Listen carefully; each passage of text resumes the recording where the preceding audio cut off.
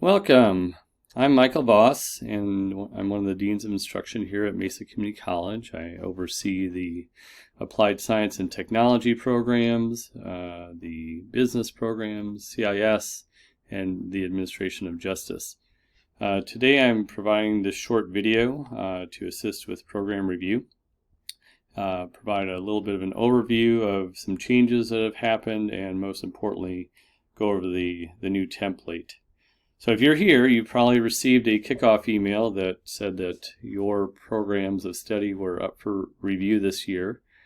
And you probably received a link to the program review page and some additional resources.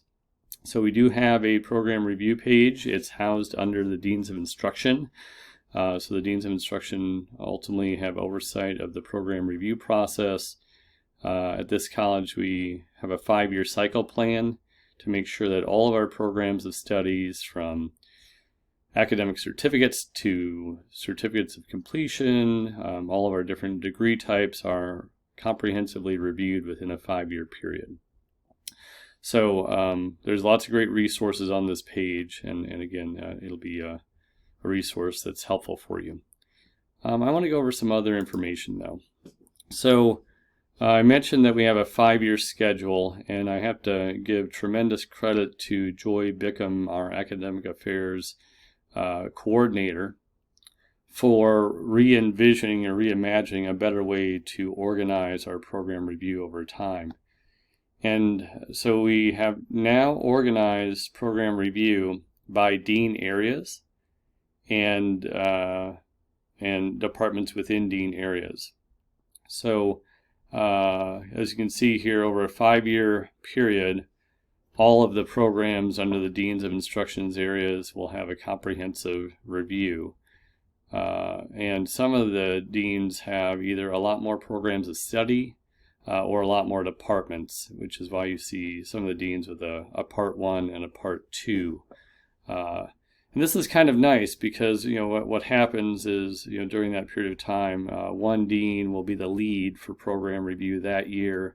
They can focus on specific departments to help them through the program review process, and then when that cycle is done, they transition, sort of do a soft handoff to the next dean, and then that dean will lead program review for their areas for that cycle year. So this was very well received by a recent HLC site visit, the overall methodology, the organization. So we're very excited to go about program review in this way. Now I want to shift gears to some best practices that are available. So recently the Maricopa Center for Curriculum and Transfer convened a task team to develop some best practices for college program review across Maricopa. And so we're on that page here.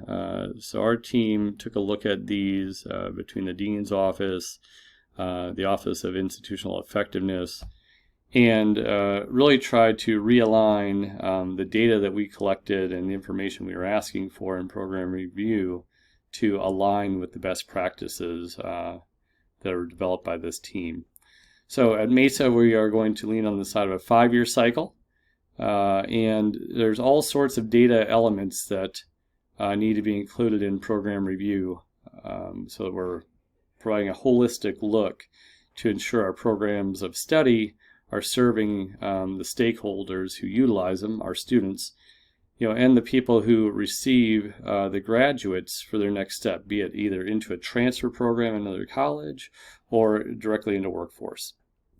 So there's lots of metrics in here, and we have gone through great lengths to see what data systems we have right now to pull those metrics in alignment with these recommendations. Any place where we have a current data gap, we've noted it in a parking lot, and we'll continue to work with our institutional effectiveness team to bring in more and more elements over time to program review. So this is very exciting. We're very excited that a task team went about the effort to recommend all the pieces that should be in program review, because that really helped us update our program review template, which is the next page I'm going to go to. So for those of you who have done program review in the past, you'll notice that many elements of the program review template are similar, but there are some updates. One of the big pieces here is we've organized the program review into 6 sections, and these sections really do align with those best practices that we were just reviewing. And we kind of bolded an important piece here because we have such a wide variety of different awards, from academic certificates to certificates of completion to various different types of degree, be it applied, Associate of Applied Science, which is intended to go directly to the workforce, or Associate in Arts, Associate in Science, the ABUS, which are intended for transfer. And now we're even starting bachelor's degrees. So we have a lot of different types of awards, and we're using one template to serve all of them. So that means, in certain situations, there might be a question or a prompt that you may not find particularly applicable to the programmatic area and or award type that you're conducting a review on, and it's okay to write NA, not applicable to that particular prompt. Just make a good faith effort to conduct a meaningful review overall. Okay, so and then I'm also really happy to share that for programs of study that have external program accreditation, like our nursing program, paramedic program, vet tech, dental hygiene, and so on and so forth, for those particular awards that are covered by program review, we don't need to do a second review. So whatever reporting is produced through that program accreditation process on whatever cycle is required by that accreditor, we can just use that. So long as those comprehensive reports are shared with the Deans of Instruction Office in Academic Affairs, and any annual reporting requirements are also shared. Now, let's talk about how that works in practicality for some of these areas. And I'll use veterinary technology as an example. VetTech is accredited by the AVME to offer an Associate of Applied Science degree for veterinary technicians. So that particular award would not be part of their program review cycle. That said, they also offer a second award, which is a Certificate of Completion for veterinary assisting. For that second award, they would have to complete this template on at least a 5-year cycle, so that we have evidence for the Higher Learning Commission that that program too is included in a comprehensive review. Okay, so scrolling down here, I'm also happy to report anything that can be filled out by our administrative staff and or institutional effectiveness in terms of data will already be pre-populated in the template.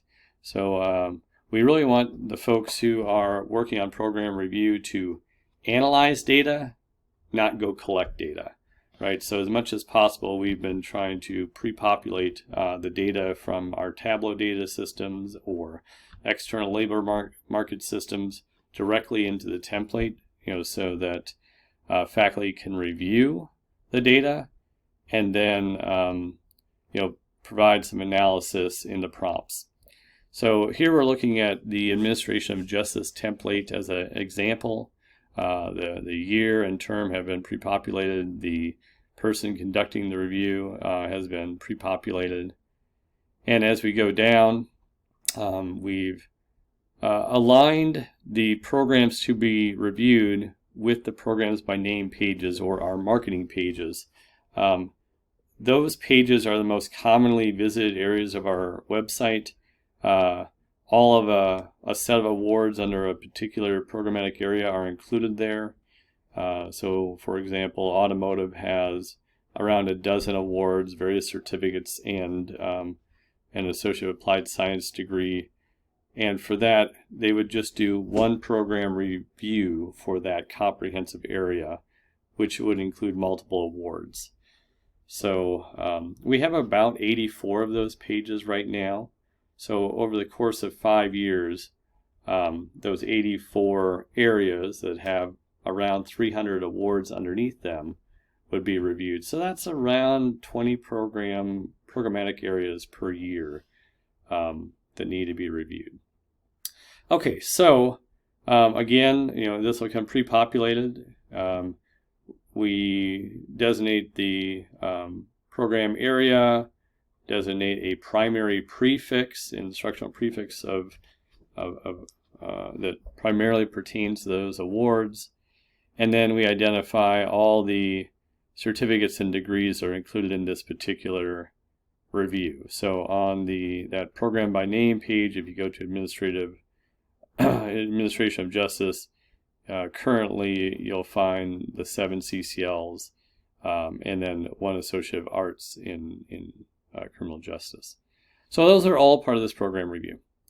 And actually, here's a couple more AAS degrees. So now the program mission we can't pre-populate, so we need the faculty to fill that part out, provide some additional information about an advisory committee. Most of our programs, if not all, should have an advisory, but in some cases there may not be one. I'm thinking about like the Associate of General Studies. That one may be difficult to create an advisory committee around, but most of them will have an advisory committee. And then,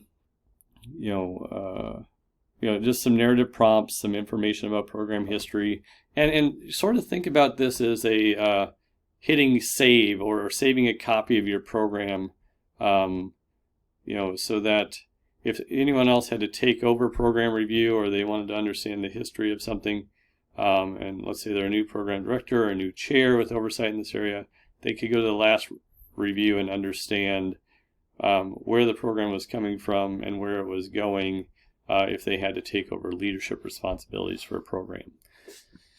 Okay, so then program metrics. A lot of this data will be filled out. So we pre-populate how many current declared majors there are for each award. You can review that there. If there's certain programs that are closed cohort programs, there's narrative opportunity to provide more information there. If it doesn't apply, just say not applicable. We pulled in some external demand data from our Gray's labor market system to share with you, outside this college, how that particular classification of instructional program or SIP code is perceived in the market by student demand, labor market demand, programmatic fit for the award levels that we offer. And this is kind of interesting. There's a high-level view of all the things you could possibly offer at a college. The system ranks it in a percentile rank, and also uses color coding. Green is good and red is not so good, to say, this is maybe a really, in the case that we're looking at here, offering criminal justice or administration of justice type programs, should perform well within the marketplace. And then you can click into links to see some detailed scorecard information. So then we would just ask that, looking at that information, the internal data that you saw and the external data that you saw, provide a little bit of narrative on the viability of the program offerings based on the data. We also pull in for enrollment trends on the primary prefix and the primary courses associated with that prefix for that particular award. So we've linked those reports here. Faculty can just review that information. It should provide about 5 years of data, of enrollment data. It's all pre-populated, and you can see which courses were reviewed as part of that award. And then there's some narrative prompts here for scheduling modalities. There's same sort of thing. We pull in all the demographic information. What is the student population who happens to be attending that course mix related to that award? Again, that can be reviewed. by faculty, and then some prompts related to the demographic data and what we're doing to recruit populations that might be underrepresented in the program. And then information about student support, basically how the program is connected and offering support to students related to enrollment services, advisement, tutoring, counseling, career services. So that's all in there. Student success and outcomes. We have information on that. And again, we're pulling in a link to the IPEDS data, basically what we're reporting out institutionally as far as our official graduations.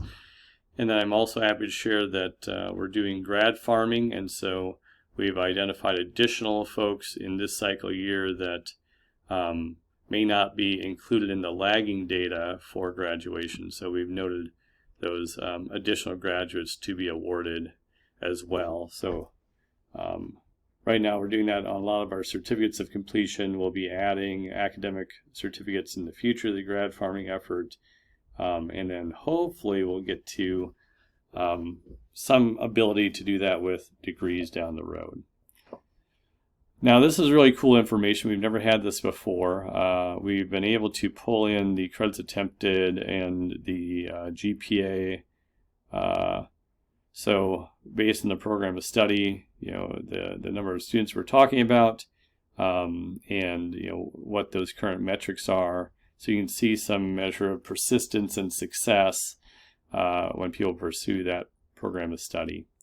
So some really interesting data there. More narrative prompts for people to respond to as applicable. Section 4 is about resource use, so that's talking about course fees and equipment, maintenance information, facilities, so that's all narrative stuff for folks to pull in. Community partnerships, again, another area of some narrative prompts for faculty.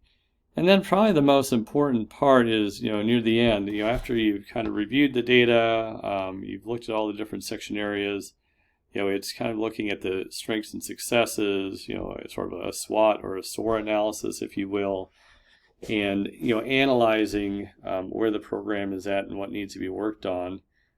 And hopefully that culminates in a goal for the next 5 years for that program, or at least one to start on, a wildly important goal.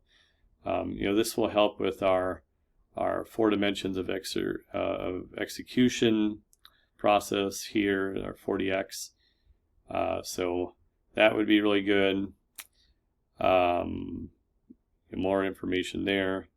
And then when that is done, once you've kind of done your WIG and your action plan, then it just goes to your department chair for review.